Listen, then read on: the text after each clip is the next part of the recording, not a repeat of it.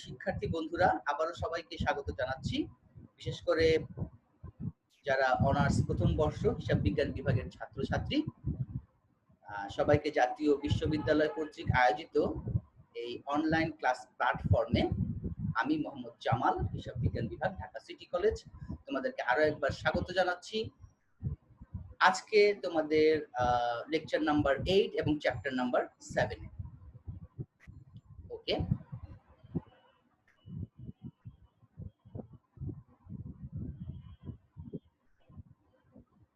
চলো আমরা ক্লাসে প্রবেশ করি সময় আর নষ্ট না করে। আশা করি তোমরা সবাই ভালো আছো এবং স্বাস্থ্যবিধি সবাই মেনে চলছো। So welcome to the online platform of national university arrangement for the honors students, basically first year, and this is the course principles of accounting, lecture number 8, chapter number 7. আজকে আমরা দেখব সপ্তম অধ্যায় নগদ নিয়ন্ত্রণ, যেটা নাম। তো বেসিক্যালি নগদ নিয়ন্ত্রণ নাম হলো, এখানে আমরা দেখবো হচ্ছে ব্যাংক সমন্বয় বিবরণী। তো দেখি এই অধ্যায়ে কি কি আলোচনা করা হয়েছে। এই অধ্যায়ে নগদ তহবিল নিয়ন্ত্রণ ব্যবস্থা বলতে তোমার আভ্যন্তরীণ নিয়ন্ত্রণ ব্যবস্থা, ব্যাংক সংক্রান্ত লেনদেন, আমরা ব্যাংকের সাথে যে ট্রানজাকশনটা করি, কিভাবে করি, কোন পন্থায় করি, কোন নিয়মে করি সেটা, এবং ব্যাংক সমন্বয় বিবরণী নিয়ে আলোচনা করা হচ্ছে এই অধ্যায়ে। তো ব্যাংক সমন্বয় বিবরণীটা হচ্ছে আমাদের মেইন ফোকাস। তো চলো দেখা যাক নগদ তহবিল। আগে আমরা বলি নগদ তহবিল কাকে বলে।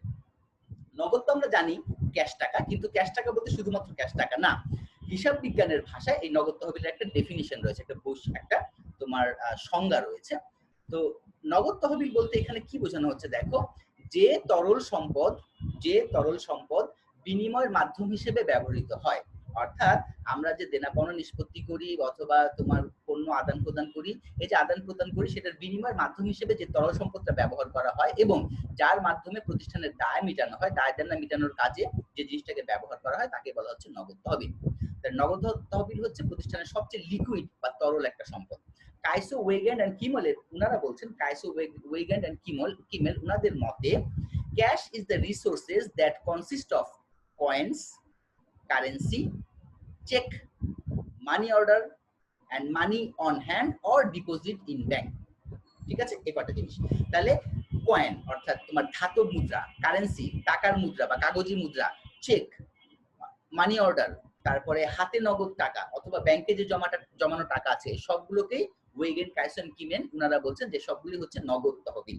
ঠিক আছে, তার মানে যে সম্পদের মধ্যে ধাতব মুদ্রা, কাগজি টাকা, চেক, মানি অর্ডার এবং হাতে জমা টাকা অথবা ব্যাংকে জমা টাকা ইত্যাদি অন্তর্ভুক্ত থাকে, তাকে বলা হচ্ছে নগদ। ওকে, নগদ তহবিল। এখন আমরা একটু দেখে নেই এই নগদ তহবিল সম্পর্কে।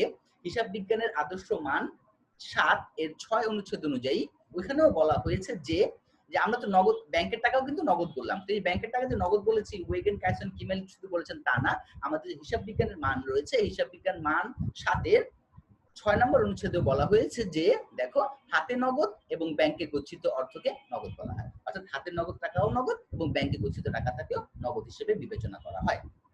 এটা হচ্ছে নগদ তহবিল। আরেকটা টার্মস রয়েছে, সেটা হচ্ছে নগদ সমতুল্য। অনেক সময় তোমাদের প্রশ্নের মধ্যে আসে যে নগদ সমতুল্য বলতে কি বোঝায়, দুটো উদাহরণ দাও। নগদ সমতুল্য, যেটাকে ইংরেজিতে বলা হয় ক্যাশ ইকুইভ্যালেন্ট। এই ক্যাশ ইকুইভ্যালেন্টটা কিসের, চলো আমরা একটু দেখে নিই। খুবই স্বল্প মেয়াদি মানে অল্প মেয়াদের বলতে 1 মাস হতে পারে, 2 মাস হতে পারে এবং সর্বোচ্চ 3 মাস হতে পারে। এই খুবই স্বল্প মেয়াদি ও তরল বিনিয়োগ এবং যা পূর্ব নির্ধারিত নগদ টাকায় ভাঙানো যায়, যা এমন একটা বিনিয়োগ যে বিনিয়োগটা আমরা পূর্ব নির্ধারিত অ্যামাউন্টে ভাঙাতে পারি। যেমন মনে করো তোমরা কমার্শিয়াল পেপারের নাম শুনেছো, বাণিজ্যিক পত্র, তোমরা যারা ফিনান্স করেছো, ফিনান্সে একটা নাম আছে কমার্শিয়াল পেপার। হ্যাঁ, এই কমার্শিয়াল পেপার বা বাণিজ্য পত্র এটা এরকম হয় যে মনে করো 1 লক্ষ টাকা গায়ে লেখা আছে একটা কমার্শিয়াল পেপার, মেয়াদ 90 দিন। ওকে, আর এটা ধরো তুমি কিনলা হচ্ছে 97,000 টাকা, 1 লক্ষ টাকার ইয়েটা তুমি কিনলা 97,000 টাকা। কিন্তু এই যে 97,000 টাকা কিনলা, তুমি কিন্তু নিশ্চিত জানো যে আমি এটা 90 দিন পর, আজ থেকে 90 দিন পর ঠিক 1 লক্ষ টাকা ভাঙাতে পারবো।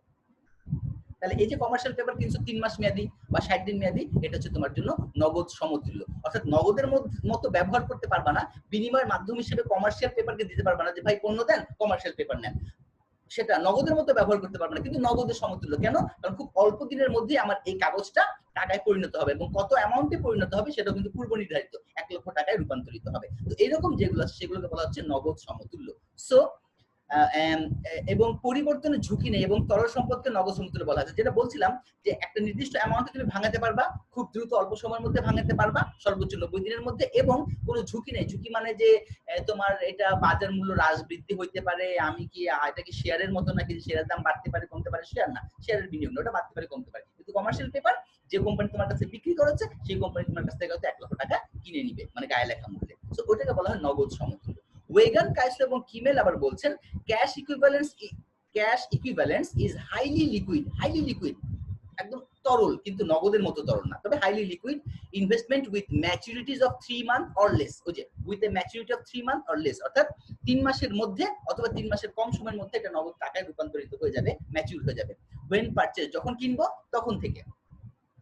that can be converted to a specific amount of cash, এবং যেটা কিনেছি সেটা একদম কত টাকায় আমি ক্যাশ করতে পারবো সেটা উল্লেখ করা থাকে। অর্থাৎ যে তরল সম্পদ যা ক্রয়ের পর হতে 3 মাস বা তার কম সময়ের মধ্যে নির্দিষ্ট পরিমাণ নগদ অর্থে রূপান্তরিত হয় তাকে নগদ সমতুল্য বলা হয়। উদাহরণস্বরূপ commercial paper, treasury bill, short term government bond, সরকারি ঋণপত্র, তবে স্বল্পমেয়াদী গভর্নমেন্ট ঋণপত্র, কারণ গভর্নমেন্ট ঋণপত্র সেটাও নিশ্চিত, কোনো ঝুঁকি নাই, যত টাকা কিনবা একেবারে অ্যামাউন্ট উল্লেখ থাকবে, সেই পরিমাণ টাকা তুমি ডাকঘরে বা যে কোনো ব্যাংকে গিয়ে, সরকারি ব্যাংকে গিয়ে ভাঙায় নিতে পারো। তাহলে এগুলো হচ্ছে তোমার ক্যাশ ইকুইভ্যালেন্ট। অল্প দিনের মধ্যে ক্যাশে রূপান্তর করা যাবে, নির্দিষ্ট অ্যামাউন্টে রূপান্তর করা যাবে, নির্দিষ্ট সময়ের মধ্যে রূপান্তর করা যাবে, এবং কোনো ঝুঁকি নেই, কিন্তু নগদের মতো ব্যবহার করা যাবে না আপাতত, কিছুদিন পরে। এটা হচ্ছে তোমার নগদ সমতুল্য। এখন আমরা জানবো আভ্যন্তরীণ নিয়ন্ত্রণ ব্যবস্থাটা কি। দেখো, একটা প্রতিষ্ঠানে তরল সম্পদ যেমন আছে, নগদ আছে। নগদ যে তরল সম্পদ এটা খুব ঝুঁকিপূর্ণ। কেন প্রতিষ্ঠানের জন্য ঝুঁকিপূর্ণ? কারণ ক্যাশ যেখানে থাকে সেখানে চুরি, জালিয়াতি হওয়ার সম্ভাবনা থাকে, চুরি হওয়ার সম্ভাবনা থাকে, আত্মসাৎ হওয়ার সম্ভাবনা থাকে। তো এগুলোর জন্য একটা আভ্যন্তরীণ ব্যবস্থা এমন ভাবে থাকতে হবে যেন এই আভ্যন্তরীণ নিয়ন্ত্রণ ব্যবস্থার কারণে এই চুরি, জালিয়াতিটা রোধ করা সম্ভব হয়। শুধুমাত্র তরল সম্পত্তি নয়, আরো যে অন্যান্য সম্পত্তিগুলো রয়েছে, স্থায়ী সম্পত্তিগুলো কারবারে রয়েছে, যেগুলো ব্যবহার করা হচ্ছে, সেগুলোর জন্য অপব্যবহার না হয়, এগুলো ঠেকানোর জন্য একটা আভ্যন্তরীণ নিয়ন্ত্রণ ব্যবস্থা রাখতে হয়। তাহলে আভ্যন্তরীণ নিয়ন্ত্রণ ব্যবস্থাটা কি দেখো, the Institute of Chartered Accountants of England and Wales, যেটা সংক্ষেপে বলা হয় ICAEW, অর্থাৎ the Institution of Chartered Accountants of England and Wales এর মতে ব্যবসায়িক কার্যকলাপ সুশৃঙ্খলভাবে সম্পাদন, কারবারের সম্পত্তিগুলোর সংরক্ষণ, স্থায়ী হোক আর তরল সম্পত্তি হোক, এই সম্পত্তিগুলোর সংরক্ষণ এবং লিপিবদ্ধ হিসাবপত্র ও অন্যান্য নথিপত্রের সঠিকতা ও নির্ভরযোগ্যতা যথাসম্ভব সুনিশ্চিত করা। অর্থাৎ তোমার যে অ্যাকাউন্টিং এর যে হিসাবপত্রের ব্যবস্থা রয়েছে, হিসাবপত্রে যে তথ্যগুলো দেয়া হবে, নথিপত্র যেগুলো দেয়া হবে, সেগুলোর উপরে নির্ভরশীলতা, মানে নির্ভরযোগ্যতা, বিশেষ করে রিলায়েবিলিটি সুনিশ্চিত করার জন্য ব্যবস্থাপনা কর্তৃপক্ষ যে আর্থিক ও অন্যান্য নিয়ন্ত্রণ ব্যবস্থা গ্রহণ করেন তাকে আভ্যন্তরীণ নিয়ন্ত্রণ ব্যবস্থা বা আভ্যন্তরীণ নিয়ন্ত্রণ বলা হয়। সকল সম্পদের সংরক্ষণ, এরপরে ব্যবসায়িক কার্যকলাপকে সুশৃঙ্খলভাবে সম্পাদন করা, এবং তোমার যে অ্যাকাউন্টিং এর যে তথ্যগুলো আছে, তথ্যগুলো বা যে কাগজপত্র বা প্রমাণপত্রগুলো ব্যবহার করা হচ্ছে, সেগুলোর উপরে নির্ভরযোগ্যতা স্থাপনের জন্য ব্যবস্থাপনা যে সমস্ত পদ্ধতিগুলো বা ব্যবস্থা গ্রহণ করেন তাকে বলা হয় আভ্যন্তরীণ নিয়ন্ত্রণ ব্যবস্থা। আমি তোমাকে একটা উদাহরণ দিই। মনে করো যে আভ্যন্তরীণ নিয়ন্ত্রণ ব্যবস্থা, তুমি ধরো বললা যে যখনই কোনো টাকা খরচের জন্য টাকা দেয়া হবে ক্যাশিয়ারের দ্বারা, ক্যাশিয়ার দিবে, ওকে। কিন্তু এই ক্যাশিয়ার যে দিবে সে আবার একটা কাগজের মধ্যে প্রমাণপত্র রেখে টাকাটা দিবে, এবং সেই সাথে অ্যাকাউন্টেন্ট থাকবে আরেকজন, অন্যজন রেকর্ড করবে। টাকা দিবে একজন, রেকর্ড করবে আরেকজন, আবার এই খরচের অনুমোদন দিবে আরেকজন। 3 জন ব্যক্তি, মানে একটা খরচের পেছনে 3 জনের হাত থাকবে। তখন হবে কি, অটোমেটিক্যালি চুরি, জালিয়াতিটা রোধ হয়ে যাবে। অর্থাৎ 3 জনের মধ্যে যদি যে কোনো একজন কোন রকম অসৎ উপায় অবলম্বন করতে চায়ও, বাকি 2টা জায়গায় কিন্তু অটোমেটিক্যালি ধরা পড়ে যাবে। ঠিক আছে, এমনি ভাবে একটা নিয়ন্ত্রণ ব্যবস্থা, এমন একটা ব্যবস্থা করা যাতে করে অটোমেটিক্যালি চুরি, জালিয়াতিটা ওই ব্যবস্থাপনার মাধ্যমেই রোধ করা হয়ে যায়। যেমন ধরো স্থায়ী সম্পত্তি যেগুলো আছে, এগুলো সংরক্ষণের জন্য, রক্ষণাবেক্ষণের জন্য একটা নীতি নির্ধারণ করা যায়। ব্যবস্থাপনা বলে দিয়েছে স্থায়ী সম্পত্তি যেগুলো আছে 5 বছরের অধিক যেগুলো যাবে বা 2 বছরের বেশি যেগুলো যাবে, সেগুলোর জন্য ইন্স্যুরেন্স করতে হবে, বীমা করতে হবে, এবং বীমা যথাযথ নিয়ম অনুযায়ী করতে হবে। সেই সাথে এই সম্পত্তিগুলোর আশেপাশে অগ্নি নির্বাপক যন্ত্র রাখবে, বা এই যে যন্ত্রের ব্যবস্থা গ্রহণ করে, এগুলো হচ্ছে তোমার আভ্যন্তরীণ নিয়ন্ত্রণ ব্যবস্থা, সম্পদগুলোকে রক্ষা করার জন্য। হোক সেটা তরল সম্পদ, হোক সেটা নগদ, হোক সেটা চেক, হোক সেটা স্থায়ী সম্পদ। ঠিক আছে।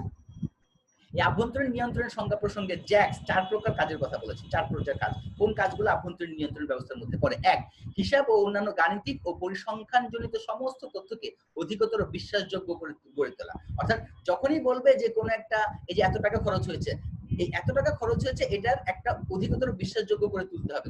কিভাবে? এর এগেইনস্টে প্রমাণপত্র থাকতে হবে, যেমন ডেবিট ভাউচার হোক, ক্রেডিট ভাউচার হোক, ডেবিট মেমো হোক, ক্রেডিট মেমো হোক, ক্যাশ মেমো হোক, হ্যাঁ, যাই বলবে না কিনা সেটার উপরে এগেইনস্টে পর্যাপ্ত পরিমাণ প্রমাণপত্র থাকতে হবে। ঠিক আছে? কারবারের সকল সম্পত্তির রক্ষণাবেক্ষণ ও সমস্ত ধরনের সম্ভাব্য ক্ষয়ক্ষতি থেকে সেগুলোকে বাঁচানো, এটা একটা কাজ। একটু আগে আমি যেটা বললাম যে ইন্স্যুরেন্স করা, অথবা অগ্নি নির্বাপক যন্ত্রের ব্যবস্থা করা, অথবা মানে যেমন ক্ষতি করতে পারে এরকম কোনো ব্যবস্থা দূরে সরিয়ে রাখা সম্পত্তির কাছ থেকে, এরকম। আর পরিচালকগণ কর্তৃক গৃহীত সমস্ত নীতি মেনে চলতে উৎসাহ প্রদান করা। কর্মী যারা আছে তারা পরিচালনা যে নীতি নিয়েছে সেই নীতি অনুযায়ী যেন কাজ করে উৎসাহ প্রদান করবে, তাহলেই হবে তখন আভ্যন্তরীণ নিয়ন্ত্রণ ব্যবস্থাটা সুনিশ্চিত হবে। সেই সাথে যন্ত্রপাতি ও শ্রমিকদের দক্ষতা বৃদ্ধি করা। এই 4টি কথা বলেছেন আভ্যন্তরীণ নিয়ন্ত্রণ মানে নিয়ন্ত্রণ ব্যবস্থার সংজ্ঞা প্রসঙ্গে এই জ্যাক্স 4 ধরনের কাজের কথা বলেছেন। এখন এই আভ্যন্তরীণ নিয়ন্ত্রণ ব্যবস্থার উপাদানগুলো কি কি? উপাদানগুলো সম্পর্কে ওই যে সেই ICAUW, ওটার একটা কাউন্সিল আছে, ওই কাউন্সিল বলছে যে এই নিয়ন্ত্রণ ব্যবস্থা, আভ্যন্তরীণ নিয়ন্ত্রণ ব্যবস্থার প্রধানত 3টা উপাদান রয়েছে। 3টা উপাদান নিশ্চিত করতে হবে। কর্মচারীদের মধ্যে কার্য বন্টনের সুস্পষ্ট নির্দেশনা সহ সাংগঠনিক পরিকল্পনা। অর্থাৎ কর্মচারীদের মধ্যে কাজ বন্টন করে দিতে হবে, তাদের মধ্যে দায়িত্ব বন্টন করে দিতে হবে। কে কোন কাজ করবে, ক্যাশিয়ার কি কাজ করবে এবং তার দায়িত্ব কতটুকু, তার কর্তব্য কতটুকু, তার ক্ষমতা কতটুকু। ম্যানেজার কি কাজ করবে, তার দায়িত্ব কতটুকু, তার ক্ষমতা কতটুকু, সে অনুমোদন কতটুকু টাকা পর্যন্ত করতে পারবে, খরচের অনুমোদন কতটুকু দিতে পারবে। অ্যাকাউন্টেন্ট সাহেব সে কি কাজ করবে, তার দায়িত্ব কতটুকু স্পষ্টভাবে ভাগ করে দেওয়া হবে। ঠিক আছে? তাতে করে আভ্যন্তরীণ নিয়ন্ত্রণ ব্যবস্থাটা সুচারুরূপে হবে, কোনো ক্লেশ বাড়বে না, কোনো কাজ আটকে থাকবে না, চুরি জালিয়াতি হবে না। এরপরে আভ্যন্তরীণ নিবারণ ব্যবস্থা সহ লেনদেনের অনুমোদন লিপিবদ্ধকরণ ও সংরক্ষণ পদ্ধতি, এটা স্পেসিফিক করে দিবে যে কত টাকা খরচ পর্যন্ত কে অনুমোদন দিবে, এরপরে কোথায় গিয়ে রেকর্ড হবে, এই বিষয়গুলোকে সুনিশ্চিত করা। আভ্যন্তরীণ নিরীক্ষা সহ পরিচালনাগত তত্ত্বাবধান এবং সমালোচনা, এটা হচ্ছে তোমার আভ্যন্তরীণ নিরীক্ষা সহ পরিচালনাগত তত্ত্বাবধান। মাঝে মধ্যে ইন্টারনাল অডিট করবে, যে ধরো 6 মাস পরে বা 3 মাস পরে ইন্টারনাল অডিট করবে, আভ্যন্তরীণ নিরীক্ষা করবে যে এই 3 মাস পর্যন্ত যে কাজগুলো করা হয়েছে কোথাও গাফিলতি আছে কিনা, কোথাও ত্রুটি বিচ্যুতি আছে কিনা, কোথাও উইকনেস আছে কিনা, হ্যাঁ, সেগুলো খুঁজে বের করার জন্য নিজের কাজকে আবার নিজেই খোঁজ করে দেখবে, পোস্টমর্টেম করে দেখবে যে কোথাও ঘাটতি ত্রুটি বিচ্যুতি আছে কিনা, এবং নিজের সমালোচনা করা যে হ্যাঁ এই ব্যবস্থাটা নিয়েছিলাম এইভাবে, জিনিসটা ভালো হয়েছে, এই জিনিসটা ভালো হয়নি, এটাকে একটু চেঞ্জ করতে হবে, নিজের আত্মসমালোচনা করা। এইগুলি হচ্ছে তোমার আভ্যন্তরীণ নিয়ন্ত্রণ ব্যবস্থার কিছু উপাদান, যেটা নিয়মিতভাবে করতে হবে। এখন এই আভ্যন্তরীণ নিয়ন্ত্রণের যে কথা বলছি, এর মধ্যে ব্যাংককে আমরা খুব ভালোভাবে ব্যবহার করতে পারি। আমাদের নগদ যেটা আছে, ক্যাশ, নগদ যেটাকে আমরা বললাম, এই নগদকে বাঁচানোর জন্য, নগদকে চুরি জালিয়াতির হাত থেকে বাঁচানোর জন্য আমরা ব্যাংককে খুব ভালোভাবে একটা ব্যবহার করতে পারি। কারণ ব্যাংকে আমরা আমাদের যে নগদ আছে এই নগদের রক্ষক, সেফগার্ড, হ্যাঁ, রক্ষক, ক্লিয়ারিং হাউস, অর্থাৎ দেনাপাওনা নিষ্পত্তির জন্য চেক যেগুলো আমরা পাই সেই চেকগুলো টাকা কালেক্ট করা, আবার আমরা যে চেকগুলো দিচ্ছি সেই চেকগুলো টাকা পরিশোধ করে দেওয়া, যে ক্লিয়ারিং হাউস, এই ক্লিয়ারিং হাউসের কাজ করা, আমাদের অর্থকে নিরাপদ রাখা, এই সমস্ত কাজে আমরা ব্যাংকে ব্যবহার করতে পারি। ঠিক আছে? কিভাবে ব্যবহার করতে পারি? আমরা যখন একটা ব্যাংকে অ্যাকাউন্ট ওপেন করব তখন ব্যাংক কি করবে, আমাদেরকে একটা স্বাক্ষর কার্ড দিবে। এই যে দেখো স্বাক্ষর কার্ড দিবে, এই স্বাক্ষর কার্ডে, সিগনেচার কার্ডে 3টা নমুনা স্বাক্ষর তোমাকে দিতে হবে। এই 3টা নমুনা স্বাক্ষর ওরা রেখে দিবে। এরপরে তোমাকে একটা দিবে চেকবুক। এই চেকবুকে ব্যাংকের নাম লেখা থাকবে, ব্রাঞ্চ লেখা থাকবে, সবকিছু ছাপানো থাকবে, তোমার অ্যাকাউন্ট নাম্বার লেখা থাকবে, ইভেন তোমার নামও লেখা থাকবে, যারা যারা পরিচালনা করবে অ্যাকাউন্টটা তাদের নামও সব চেকবুকে ছাপানো থাকবে। শুধুমাত্র কত টাকা দিতে হবে, কে তুলছে, আমি নিজে তুলছি নাকি আমি কারোর নাম লিখে দিচ্ছি, কত টাকা, কে তুলছে, তারিখ, সিগনেচার, এই কয়টা জিনিস শুধুমাত্র লিখতে হবে। লিখে আমরা যদি এই চেকবুকটা দিয়ে দেই, এই চেকবুক মানে হচ্ছে একটা লিখিত অর্ডার ব্যাংকের প্রতি যে আপনি আমার পক্ষ হয়ে আমার অ্যাকাউন্ট থেকে এত টাকা অমুক ব্যক্তিকে দিয়ে দেন অথবা আমাকে দিয়ে দেন। ঠিক আছে? এরকম একটা চেকবুক সরবরাহ করবে। এরপরে ব্যাংক আবার একটা জমা রসিদ দিবে। এই জমা রসিদ হচ্ছে আমি যখন ক্যাশ টাকাটা জমা করতে যাব অথবা অন্য কারোর কাছ থেকে চেক পেয়েছি, সেই চেকটা আমার পক্ষে আদায় করা সম্ভব না। মনে করো যে আমার এটা আমরা আরো সামনে আলোচনা করবো, 10 জনের কাছ থেকে 10টা চেক পেয়েছি, একটা দিলকুশা, একটা তোমার হচ্ছে মতিঝিল, একটা হচ্ছে সেই বাংলা বাজার। আমি কি সারা দিন ধরে কি এই চেকগুলো টাকা কালেকশন করবো? আমার কোনো কাজ নেই। তাহলে কি করবো, আমরা আমার দায়িত্বটা ব্যাংকে দিয়ে দিব, ক্লিয়ারিং হাউস হিসেবে সে দায়িত্ব পালন করবে। তাহলে জমা রসিদের মাধ্যমে চেক হোক, ক্যাশ টাকা হোক, ব্যাংকে আমরা জমা দিয়ে দিব। এটার জন্য আমরা জমা রসিদ সে দিয়ে দিবে, এটা প্রমাণ থাকবে যে আমি টাকা জমা দিয়েছি, জমা রসিদের একটা প্রমাণ থাকবে, আমি টাকা তুলতে বলেছি, চেকের একটা লিখিত অর্ডার থাকবে, সবগুলো প্রমাণ থাকবে। এরপরে আবার এর ছাড়াও ব্যাংক তোমাকে কি করবে, 1 মাস পরে সাধারণত, তবে নির্দিষ্ট সময় পর পর, 1 সপ্তাহ পরে হতে পারে, 6 মাস পরে হতে পারে, সাধারণত 1 মাস পর পর ব্যাংক কি করে, তোমার অ্যাকাউন্টে কত টাকা সে তোমার কাছ থেকে জমা করেছে, তোমার অর্ডারে কত টাকা মানুষকে পরিশোধ করেছে, সমস্ত লেনদেনের একটা বিবরণ নিয়ে একটা কাগজ তোমাকে মাসে পাঠাবে, যেটার নাম হচ্ছে ব্যাংক বিবরণী। ওই ব্যাংক বিবরণীর সাথে আবার ব্যাংক কি করবে, তোমাকে দুটো মেমোরেন্ডাম পাঠাবে, একটা হচ্ছে ডেবিট স্মারকলিপি, ডেবিট মেমোরেন্ডাম, আর একটা হচ্ছে ক্রেডিট স্মারকলিপি, ক্রেডিট মেমোরেন্ডাম। ডেবিট স্মারকলিপিটা পাঠাবে যে কি কি কারণে তোমার অ্যাকাউন্ট থেকে টাকা ডেবিট হয়েছে, কমানো হয়েছে। ব্যাংক যখন তোমার অ্যাকাউন্ট থেকে টাকা উত্তোলন দেখায় তখন তোমার অ্যাকাউন্টকে ডেবিট করে। আবার ব্যাংক যখন কোথাও থেকে টাকা পেয়ে তোমার আদেশে টাকা কালেকশন করে বা তোমার চেকের টাকা কালেকশন করে যখন ব্যাংকে জমা করে তখন তোমার অ্যাকাউন্টে সে করে ক্রেডিট। তাহলে এই যে বিভিন্ন ডেবিট এবং ক্রেডিট গুলো করে, এগুলোর জন্য আবার সে কিছু মেমোরেন্ডাম লেখে যে ক্রেডিট গুলোর জন্য এইভাবে ক্রেডিট হয়েছে, ডেবিট এইভাবে হয়েছে। এগুলো আবার তোমাকে ব্যাংক বিবরণীর সাথে করে পাঠিয়ে দেয়। তুমি আবার কি করতে পারো, চেক করার জন্য একটা ব্যাংক সমন্বয় বিবরণী করতে পারো। কিভাবে? এই ব্যাংক সমন্বয় বিবরণীটা করার জন্য তোমাকে দেখতে হবে যে নগদান বহি এবং পাস বহি কি। আমরা প্রতিষ্ঠান এই নগদ যত নগদ লেনদেন গুলো হয়, এই নগদ লেনদেন গুলো লিপিবদ্ধ করার জন্য যে বইটা ব্যবহার করি সেই বইটার নাম হচ্ছে নগদান বহি। এক ঘরে নগদান বহি, দুই ঘরে নগদান বহি, তিন ঘরে নগদান বহি, বহু ঘরে নগদান বহিটা আমরা করেছি নগদান বহি। ওই নগদান বহিতে একটা কলাম থাকে ব্যাংকের কলাম। তো ব্যাংকের সাথে যে লেনদেন গুলো করি, ব্যাংকে টাকা জমা দিলে নগদান বহির ডেবিট দিকে ব্যাংকের ঘরে লিখি, আবার ব্যাংক থেকে টাকা উত্তোলন করলে নগদান বহির ক্রেডিট দিকে ব্যাংকের ঘরে লিখি, তাই না? তাই নগদান বহিতে কিন্তু আমরা হিসাব রাখি যে আমরা কত টাকা ব্যাংকে জমা দিলাম, কত টাকা ব্যাংক থেকে তুললাম, আমাদের কাছে একটা হিসাব আছে। আবার ব্যাংক কি করবে, ব্যাংকও একটা ব্যাংক বিবরণী পাঠাবে যে তার সাথে তার অ্যাকাউন্টে কত টাকা লেনদেন হয়েছে, কত টাকা ব্যালেন্স সেটা পাঠাবে। তো এখন আমরা কি করব, ব্যাংক সমন্বয় বিবরণী করব।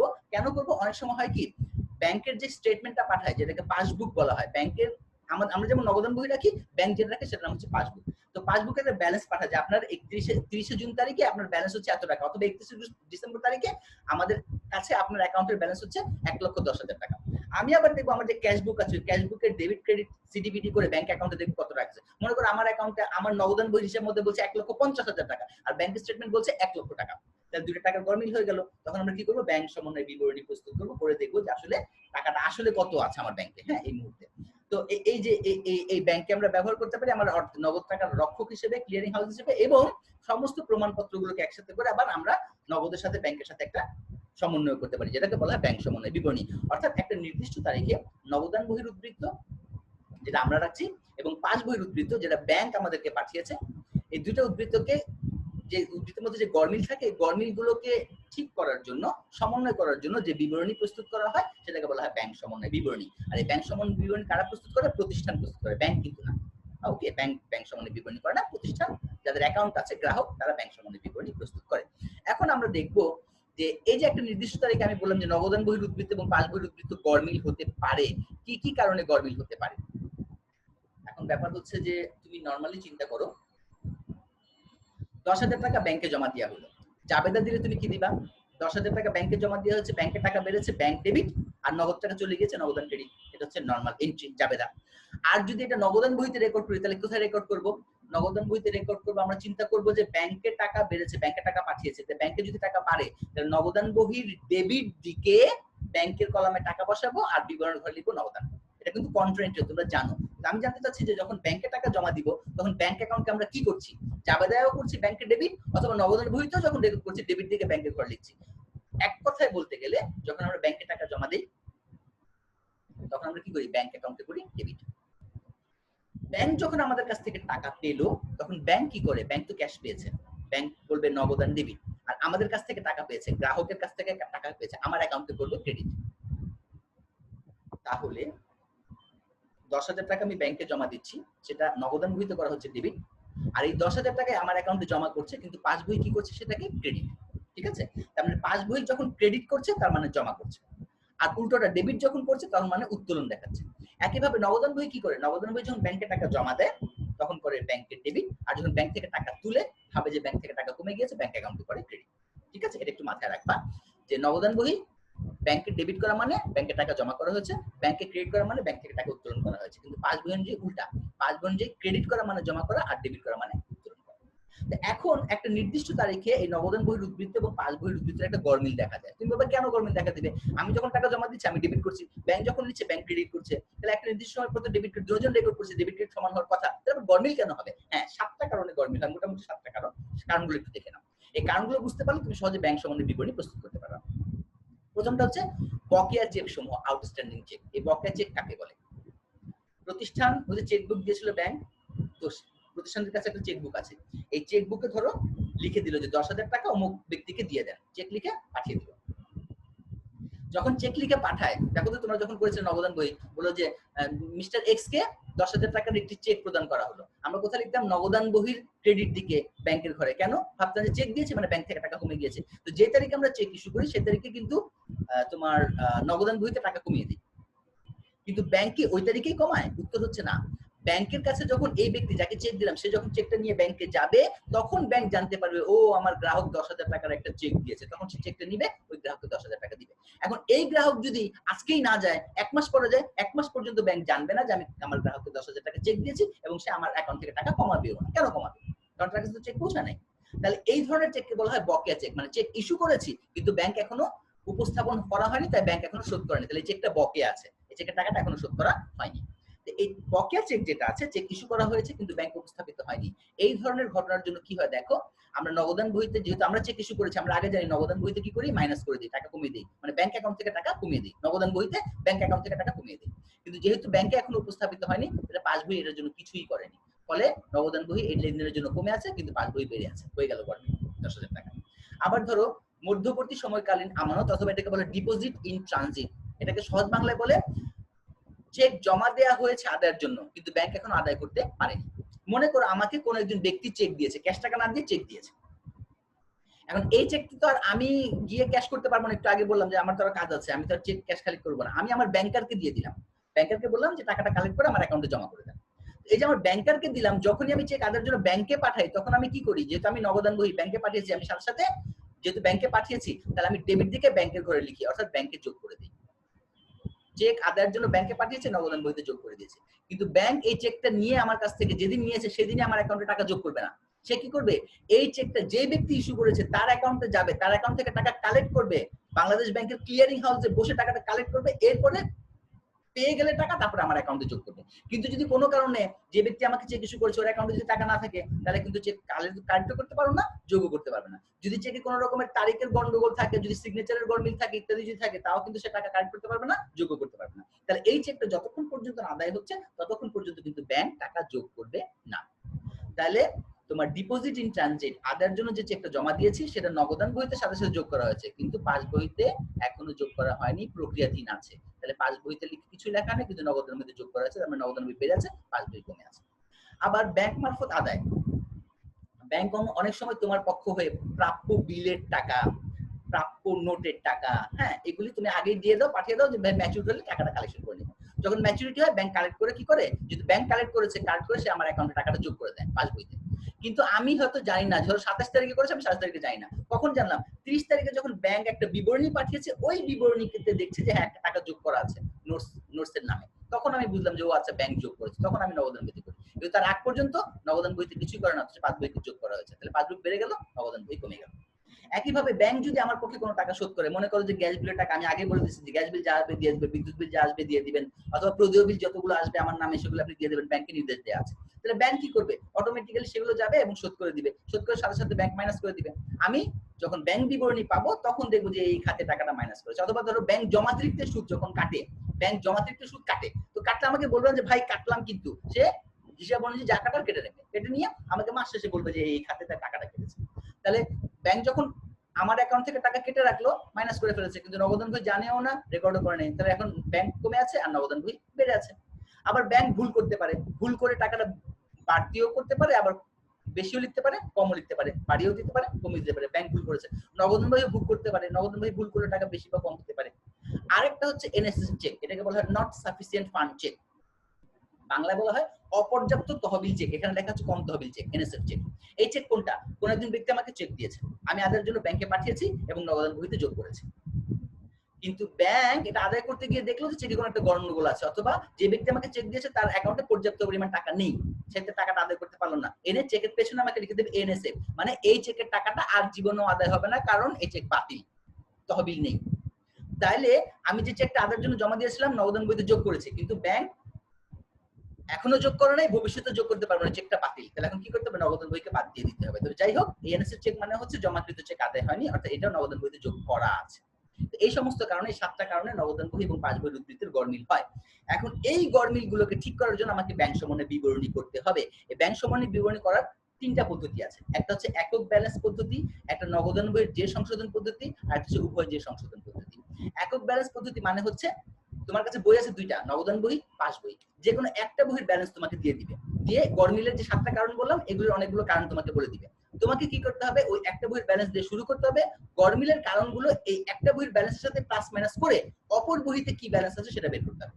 যেমন ধর তোমাকে যদি বলে নগদান বইয়ের ব্যালেন্স দিয়ে দিলাম, এই নগদান বইয়ের ব্যালেন্স দিয়ে শুরু করবা, এর সাথে প্লাস মাইনাস করবা, পরে পাস বইয়ের কত টাকা ব্যালেন্স আছে সেটা নির্ণয় করবা। অথবা পাস বইয়ের ব্যালেন্স দিয়ে দিয়েছে, কতগুলো গড়মিলের কারণ দিয়েছে, তুমি পাস বইয়ের ব্যালেন্স দিয়ে শুরু করবা, গড়মিলের কারণগুলো প্লাস মাইনাস করে নগদান বইয়ের ব্যালেন্স বের করবা। তাহলে একক ব্যালেন্স পদ্ধতি মানে হচ্ছে যে কোনো একটা ব্যালেন্স দিয়ে দিবে, ওটার সাথে প্লাস মাইনাস করে অপর বইয়ের ব্যালেন্সটা বের করতে হবে। নগদান বই যে সংশোধন পদ্ধতি মানে শুধুমাত্র নগদান বইয়ের জেরকে শোধ করব, মানে সংশোধন করব, পাস বইয়ের আমাদের আলোচ্য বিষয় নাই। আর এটা হচ্ছে যেটা সবচেয়ে বেশি ব্যবহার, সেটা হচ্ছে উভয় যে সংশোধন পদ্ধতি। অর্থাৎ নগদান বইয়ের ব্যালেন্স দিয়েও অঙ্কটা শুরু করব, পাস বইয়ের ব্যালেন্স দিয়েও অঙ্কটা শুরু করব, যেটা যেখানে প্লাস মাইনাস হয় সেটার সাথে প্লাস মাইনাস করে কারেক্ট আসলে কত টাকা আমার আছে, কারেক্ট ব্যালেন্সটা, অর্থাৎ নগদান বই অনুযায়ী কারেক্ট ব্যালেন্সটাই বেরোবে, আর পাস বই অনুযায়ী কারেক্ট ব্যালেন্সটাই বেরোবে, একই অ্যামাউন্ট দুটোতে বেরোবে। ওটাকে বলা তোমার উভয় যে সংশোধন পদ্ধতি। অর্থাৎ নগদান বইকেও সংশোধন করছি, পাস বইকেও সংশোধন করছি। তো এখন এটা কিভাবে করে, এটা আমি যেহেতু 40 মিনিটের একটা ক্লাস, উপায় বুঝাইতে গেলে আবার একটা অঙ্ক করতে পারবো। আমি একটা অঙ্ক নিয়ে তারপর আমি নিয়মটাকে তোমাকে বোঝাচ্ছি। একটা অঙ্ক তোমাদের সামনে এখন পেশ করছি। একটা অঙ্ক দেখো, সিঙ্গেল ব্যালেন্স মেথড, যেটাকে ট্র্যাডিশনাল মেথডও বলা হয়। Prepare a bank reconciliation statement as at 31 December 2019 from the following information. নিচের তথ্যগুলো দিয়ে 2009 সালের 31 ডিসেম্বর তারিখে একটা ব্যাংক সমন্বয় বিবরণী তোমাকে প্রস্তুত করতে হবে। আচ্ছা, কি কি আছে দেখো। Bank balance as per cash বুক ডেবিট। ডেবিট মানে কি, ক্যাশ বুক মানে নগদান বই, আর নগদান বই ডেবিট করা মানে টাকা জমা করা। তার মানে নগদান বই মোতাবেক তোমার জমা আছে, ব্যাংকে জমা আছে 10,000 টাকা। এরপরে গড়মিলের কতগুলো কারেন্ট দিয়ে দিয়েছে। তাহলে তোমাকে এখন কি করতে হবে, যেহেতু নগদান বইয়ের ব্যালেন্স দেওয়া আছে, এই ব্যালেন্স দিয়ে অঙ্কটা শুরু করতে হবে, এই ব্যালেন্সের সাথে প্লাস মাইনাস করে পাস বইয়ের ব্যালেন্স কত আছে সেটাকে বের করতে হবে। এখন এটা বের করার উপায় কি, মনে করো নগদান বইয়ের ব্যালেন্স দিয়েছে, ধরো এটা হচ্ছে নগদান বই, এই নগদান বইয়ের ব্যালেন্স তোমার কাছে আছে 10,000 টাকা। এখন তোমাকে গড়মিলের যে কারণটা দিবে, গড়মিলের কারণটা দেখে তুমি দেখবে ধরো এটা ব্যাংকের বই বা পাস বই, তুমি গড়মিলের কারণ দেখবা যে কোনো একটা বই কমে বা বেড়ে আছে। এখানে যে কারণগুলো দেওয়া আছে সেই কারণগুলো অবশ্যই ইমব্যালেন্সমেন্টের জন্য দায়ী, গড়মিলের জন্য দায়ী। তাহলে যখনই দেখবা যে গড়মিল হয় নগদান বই কমে আছে পাস বই বেড়ে আছে, আর না হয় পাস বই কমে আছে নগদান বই বেড়েছে, কোনো একটা কিছু বই আছে, তোমার কাজটা কি, তোমার কাজ হচ্ছে এটাকে সমান করা। আর এটাকে সমান করার জন্য তোমাকে কি করতে হবে, মনে করো নগদান বই বেড়ে আছে, এটা কিন্তু নগদান বই, খেয়াল রাখবা কাগজটাকে, এটা নগদান বই, এটা হচ্ছে পাস বই। তাহলে দুটো ইমব্যালেন্স হওয়া আছে, নগদান বই বেড়ে আছে, পাস বই কমে আছে। সমান সমান করতে হলে বলো তো কি করতে হবে, হয় এই পাস বইকে বাড়া দিতে হবে, আর না হয় এই নগদান বইকে কমাই দিতে হবে, তাই না? তুমি কোনটা করবা, তুমি যেটা করবা, যেহেতু তুমি নগদান বইয়ের ব্যালেন্স দিয়ে শুরু করেছো, পাস বইতে তুমি টাচ করতে পারবে না, অর্থাৎ পাস বই যেখানে আছে সেখানেই থাকবে। তাহলে তুমি কি করতে পারো, প্লাস মাইনাস যা করার নগদান বইতে করতে হবে। তাহলে এখন যেহেতু নগদান বই বেড়ে আছে, ঠিক করতে হলে কি করতে হবে, নগদান বইকে কমায় দিতে হবে, কমায় সমান করতে হবে। ওকে, তাহলে দেখবা যে কারণটা বলেছে, কারণটা দিয়ে দেখবা যে কে বেড়ে আছে কে কমে আছে, এরপরে দেখবা এটাকে কার সাথে প্লাস বা মাইনাস করলে সমান হয়। এটাকে মাথায় রাখলে তুমি একক যে সংশোধন পদ্ধতি করতে পারবা। একটা উদাহরণ দেখো, এখানে বলেছে bank balance as per cash book, নগদান বহি অনুযায়ী, তোমার নগদান বহি অনুযায়ী ব্যাংকে জমা আছে 10,000 টাকা। এটা আগে লিখে নেই, এই যে দেখো এইভাবে লিখবা, ব্যাংক ব্যালেন্স পার ক্যাশ বুক ডেবিট, মানে জমার উদ্বৃত্ত হচ্ছে 10,000 টাকা। এটাকে একদম ডান কর্নার লিখে রাখবা, টাকার কলম দুটো রাখবা, একটা ইনার কলম একটা আউটার কলম, 10,000 টাকা লিখলাম। ওকে, এখন আমি কারণটা দেখি, কারণটা অনুসন্ধান করি। দেখো, চেক ডিপোজিটেড ফর কালেকশন, কালেকশনের জন্য তার মানে অন্যান্য মানুষরা আমাকে চেক দিয়েছে, এই চেকের টাকাটা কালেকশন করার জন্য আমি 29 তারিখ এবং 30 ডিসেম্বর তারিখে 10,000 টাকা, দুইটা মিলে 10,000 টাকা ব্যাংকে জমা দিয়েছি।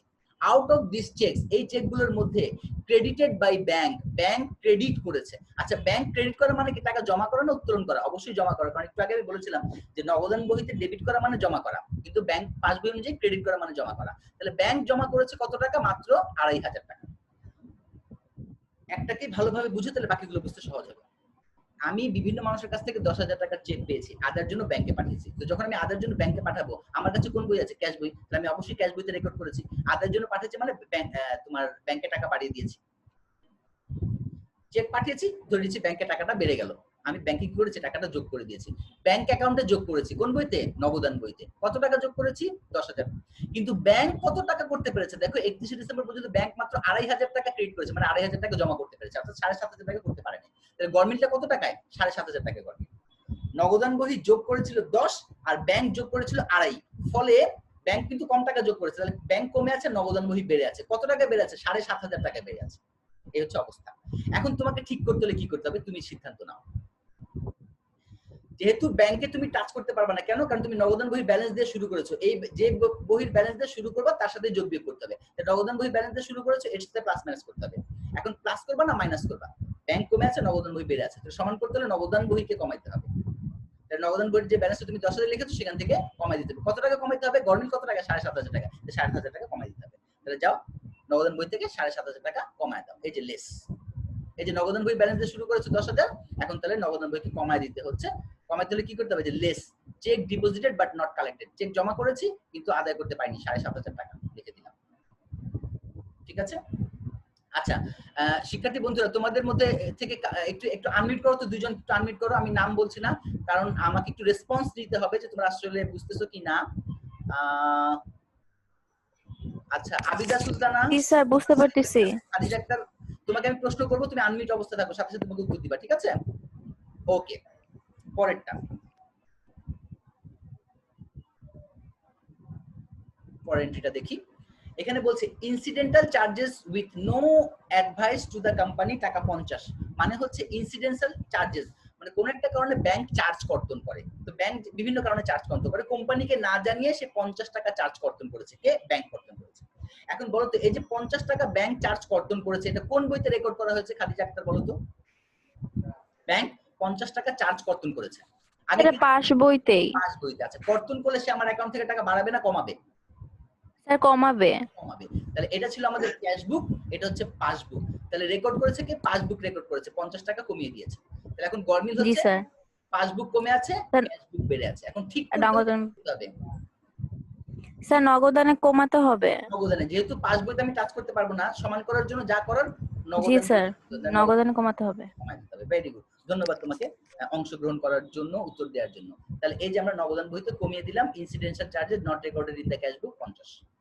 কমিয়ে দিলাম ওকে এরপর আবার সামনে যাই চেক ইস্যুড ফর টাকা 60,000 বাট অনলি টাকা 2,000 প্রেজেন্টেড বিফোর 31/12/2019 আমরা চেক ইস্যু করেছি 6,000 টাকা মানে বিভিন্ন মানুষকে চেক কেটে দিয়েছি 6,000 টাকা তো আমরা যদি চেক কেটে দেই তাহলে আমরা আগে জেনেছি আমরা ক্যাশ বইতে রেকর্ড করব আর চেক ইস্যু করা মানে কি ব্যাংক থেকে টাকা তুলে নিতে বলেছি তাহলে ব্যাংক থেকে টাকা কমে যাবে নগদান বইতে আমরা 6,000 টাকা চেক ইস্যু করে কমিয়ে দিলাম কিন্তু ব্যাংকে সেই চেকগুলোর মধ্যে থেকে পুরো 6,000 টাকা উপস্থাপিত হয়নি হয়েছে মাত্র 2,000 টাকার চেক তাহলে ব্যাংক শোধ করেছে মাত্র 2,000 তাহলে ব্যাংকও মাইনাস করেছে কিন্তু ব্যাংক মাইনাস করেছে 2,000 আর নগদান বইতে মাইনাস করা হয়েছে 6,000 তাহলে নগদান বইতে গরমিল কত টাকা হলো ব্যাংক মাইনাস করেছে 2,000 নগদান বই মাইনাস করেছে 6,000 তাহলে গরমিল হচ্ছে 4,000 টাকা এই 4,000 টাকা নগদান বইতে মাইনাস করা আছে কিন্তু পাস বইতে এই 4,000 এখনো মাইনাস করা হয়নি ফলে পাস বই বেড়ে আছে এবং নগদান বই কমে আছে এখন সমান করার জন্য আমি কি করব বলো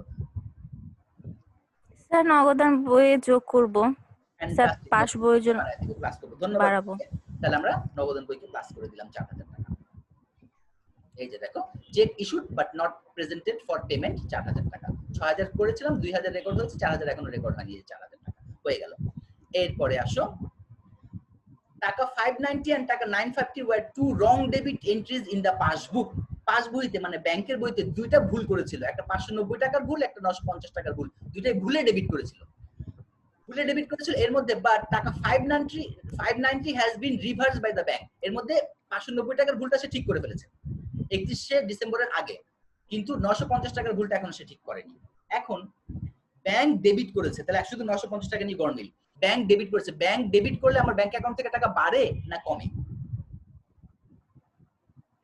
এটা বোধহয় ভুলে গিয়েছো নগদান বইতে ডেবিট করা মানে বাড়ানো কিন্তু পাস বইতে ডেবিট করা মানে কমানো পাস বই ডেবিট করেছে মানে সে আমার অ্যাকাউন্ট থেকে টাকা মাইনাস করে দিয়েছে কত 950 টাকা মাইনাস করেছে ভুলে তাহলে 950 টাকা যদি ব্যাংক মাইনাস করে থাকে তাহলে ব্যাংক কমে আছে আর ওর ভুল তো ব্যাংক করেছে আর নগদান বই কিছুই করে নাই ফলে ব্যাংক এখন কমে আছে আর নগদান বই বেড়ে আছে ভুলটা যদিও ব্যাংকের কিন্তু ব্যাংকে ঠিক করতে পারবো না কারণ ব্যাংকে আমরা টাচ করতে পারবো না তাহলে যদিও ভুলটা ব্যাংকের ভুলে সে কমে আছে আমাকে নগদান বইকে ইচ্ছা করেই কমায় দিতে হবে কেন সমান করার জন্য তাহলে এখন কি করতে হবে পাস বই কমে আছে নগদান বই থেকে কমায় দিতে হবে 950 তাহলে দেখো এই যে 950 টাকা কমে দিলাম wrong debit by bank related to subsidiary of this company 950 এরপরে transfer by bank to another account of the company with no advance. Bank আবার কি করেছে, অন্য একটা অ্যাকাউন্টে টাকা ট্রান্সফার করেছে 2500 টাকা আমাকে না জানিয়ে, আমাকে জানেন আমি নগদান বইতে রেকর্ড করে নাই।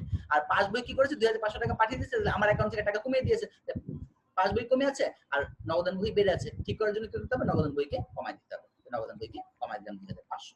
এরপরে কি করব, এরপরে এই যে অ্যাড ছিল, এই অ্যাড একটা আইটেম আছে শুধু 4000, এই 4000 টাকা উপরে ব্যালেন্সের সাথে যোগ করে দিলাম, 10 আর 4 হয়ে গেল 14000।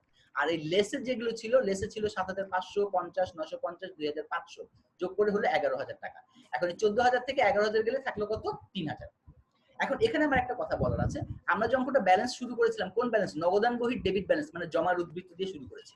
এবং এখানেও দেখো 14 থেকে 11 গেলে 3000 টাকা পজিটিভ ফিগার আছে, ধনাত্মক ফিগার আছে।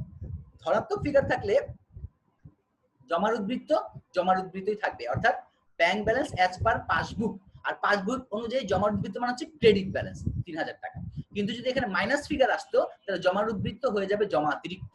খেয়াল রাখতে হবে, জমার উদ্বৃত্ত হয়ে যাবে জমা অতিরিক্ত, অর্থাৎ তোমার ব্যাংক ওভারড্রাফট হয়ে যাবে। আমি জমার উদ্বৃত্ত দিয়ে শুরু করেছি, যদি এখানে মাইনাস ফিগার চলে আসে তাহলে লিখতে হবে জমা অতিরিক্ত ওভারড্রাফট, ঠিক আছে। আর যদি জমার উদ্বৃত্ত ধনাত্মকে থাকে তাহলে জমার উদ্বৃত্ত লিখতে হবে। ওকে, সাইন চেঞ্জ করলে ব্যালেন্স চেঞ্জ করে দিতে হবে, এটা মাথায় রাখতে হবে।